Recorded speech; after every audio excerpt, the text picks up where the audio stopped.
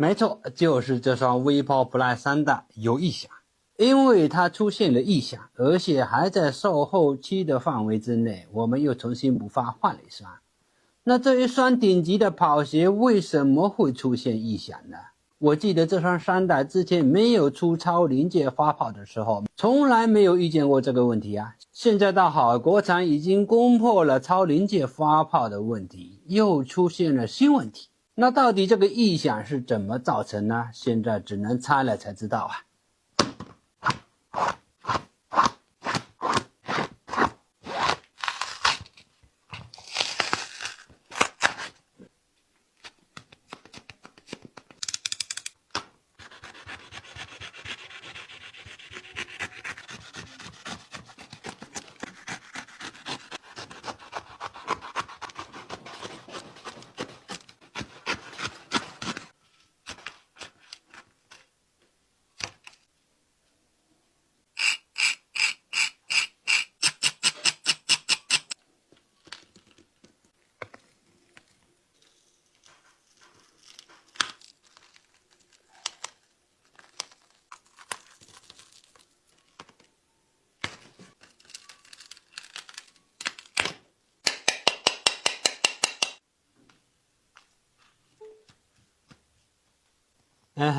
这就奇怪了，鞋子拆完反而异响倒不见了。那看来这个问题就不是超临界发泡的技术不过关，而是这双层泡棉它贴合的时候胶水可能烧得不够均匀。这应该就像飞马38、39、40还有科比系列、GT 系列，反正是有带气垫的，它都有概率出现这种异响的问题。